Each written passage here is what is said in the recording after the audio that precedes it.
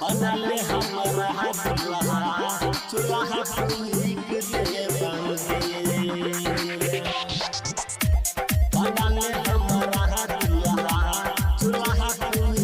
देबगे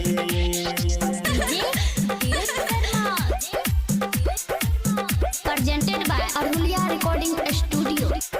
Sonola, Chandrabhan। क्या के छौरी बनल हमरा दुल्हा चूल्हा फूक देबगे के रानी बनल हमरा दुल्हा चूल्हा फूक देबगे चूल्हा फूक देबगे चूल्हा फूक देबगे कि माई देब बर्तन बासन आटा गूँथ देबगे के छौरी बनल हमरा दुल्हा चूल्हा फूक देबगे बनल हमरा दुल्हा चूल्हा फूक देबगे DJ Dilip Sharma, presented by Arhulia Recording Studio, Gopalganj, Gopalganj।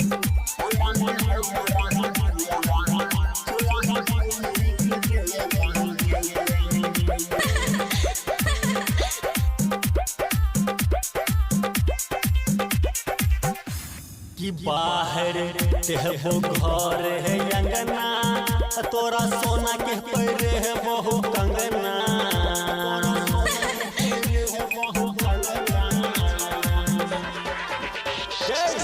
बाहर देबो घर अंगना तोरा सोना के पैरे बहु कंगना के जानम सोना के पैरे बहु कंगना के रखबो रानी बना कह तोरा नून फूक देबगे छौरी बनल हमरा दुल्हा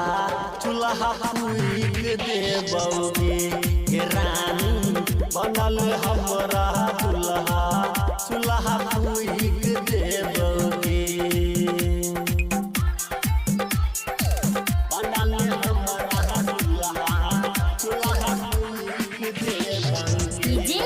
Dilip Sharma, presented by Arhulia Recording Studio, Sonola, Chandrabhan।